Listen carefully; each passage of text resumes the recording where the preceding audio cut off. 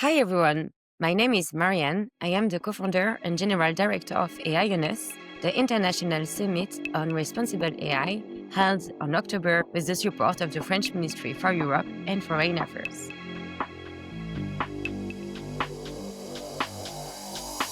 Today, we have the chance to gather a conversation with Cristina Lunghi, the founder and architect of the Arborus Charter, the first ethical AI charter supported by President Macron and presented as one of the flagships during the AI Action Summit in Paris in February 2025. Hello, Cristina. Hello, Marianne. Happy to be with you today. Thank you so much.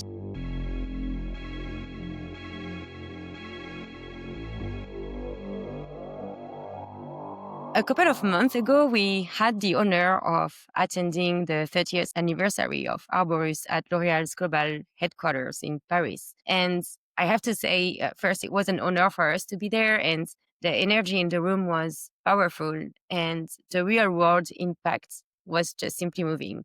It's been quite the journey. Can you take us back to the early days of Arborus and share a few key milestones that shaped your path? Of course. So Arborus was founded 30 years ago, as you said, with a very, very important vision that equality between women and men is not only a matter of social justice, but above all, a systemic issue. Coming from the business world myself, I believe that companies were the best driver for change at this scale, because equality is also a real factor of performance. So among the key milestones you asked, I would like to highlight 6 key moments. One is the official launch of Arborus at the French National Assembly, which really set the tone of our field methodology: observe and act. Second, our work on the first major equality law, led by the Deputy Catherine Génisson, and its implementation within companies. To make it concrete, I proposed to the French government the creation of a label, equality label, and later, at the European level, we launched a platform, La Jardinerie de l'Égalité, to help small and medium companies to put the law into practice. In 2010, with the support of the European Commission and major international companies such as Orange and L'Oréal, I created the GEES certification, Gender Equality European and International Standard. This is the first international certification in the world on gender and inclusion, and it's much more than a certification. It is a real management tool. It provided a structured methodology to build, monitor, and improve equality, diversity, and inclusion strategy, both at national and international levels. More recently, in 2019, at the United Nations headquarters in New York, I launched the GEES-SDGs Trophy to highlight sustainable development projects that were designed and implemented with equality as their foundation. This is to make the SDGs 5 on equality the lever for all the other. Then in 2020, together with Orange, we launched the first international charter for an inclusive AI, and we added a specific AI audit option to the GEES certification, because we quickly realized that artificial intelligence, with a lot of biases as it is today, could actually destroy decades of progress in equality we did. I am a positive person, so I choose to believe that AI can and must become a powerful accelerator for equality. But for that, we need to raise awareness among key actors and take real actions. And finally, I'd like to mention a project that is very close to my heart, launched in 2004 under the patronage of an extraordinary woman, Simone Veil.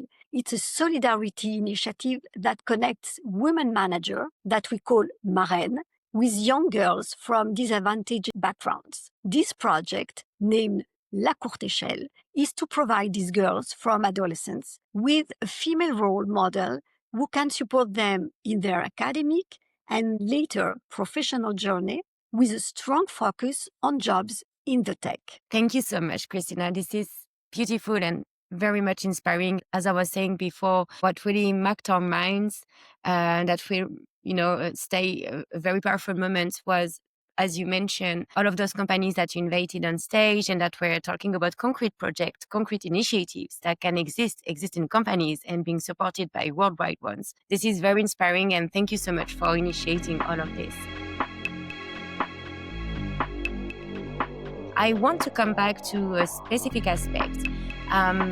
Inequality of gender is not something new, but we often explore and observe that AI, unfortunately, is increasing those inequalities through algorithmic biases, creating new forms of invisibility and risk of regressions. In your perspective, can you share for our audience why was it essential for you to build a bridge between gender equality and AI specifically, and why right now this is so essential? So, even before COVID, we had already realized the importance of AI and the risk of discrimination it could create. But with the pandemic, AI developed incredibly fast and has now become omnipresent in our lives. AI is spreading across all sectors and especially in human resources. It already influences the way we recruit, we evaluate, and promote talent. If this system reproduces the biases of the past, the risk will be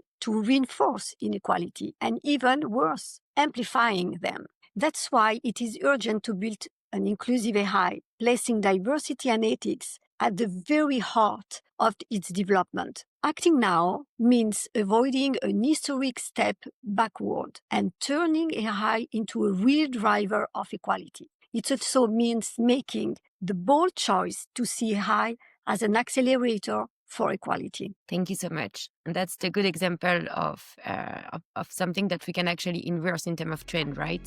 Absolutely, yeah. Recent data shows that we are stalling or even backsliding. I want to refer about the proportion of women that are representing senior roles in AI. Numbers are varying as per different reports, but we often observe that they are representing only 14 to 20% of senior roles in AI. For you and in your view, what are the most pressing risks if we don't act now at this pivotal moment? It's a very good question. Very often, the issue and therefore the solution is framed simply in terms of the number of women in AI. Of course, gender balance is important, and not only in AI, but across all sectors, and especially at every level of governance. But the specialization of social roles creates differentiation between men's and women's role, which makes systemic discrimination. So, in my view, the problem lies further upstream. It is, above all, a matter of culture. What we need is a real change in behaviors. And AI can actually become a tool to drive that change. To make this happen, we need to give AI new behaviors codes, a new way of operating. That said, we must also address the key risk factors, which are the reproduction and amplification of existing biases, gender, racial, social, etc. Second, the invisibility of women and minorities in AI decision-making system, very important.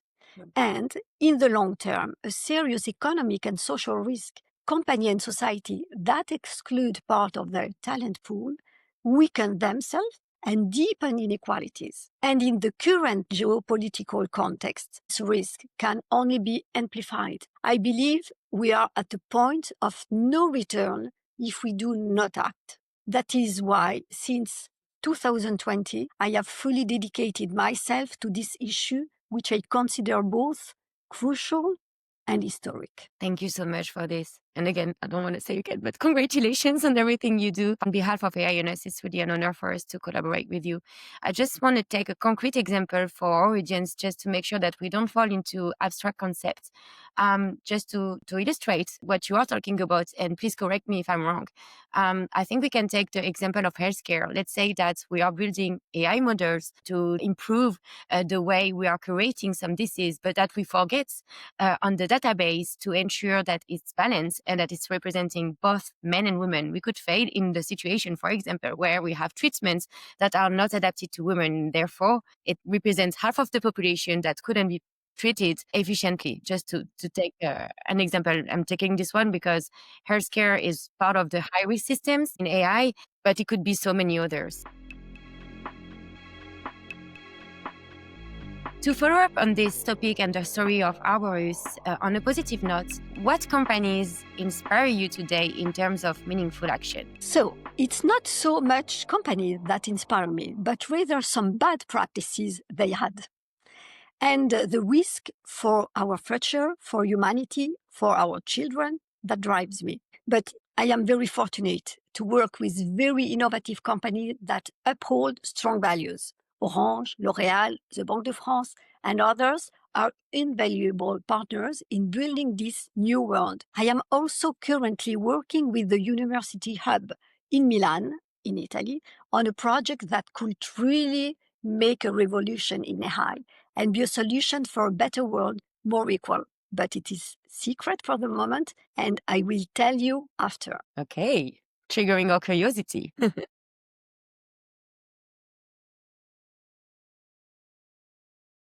All right. I want to talk a little bit about the AI on Us Summit and your involvement. So we are going to invite the executives, senior managers to sign the Arborus Charter for inclusive and trustworthy AI. Can you explain in concrete what does this signature represent and what comes next for companies after signing? Of course. So, signing the Arborus Charter is a strong symbolic commitment. It is a public statement that the company places inclusion at the very heart of its use of AI.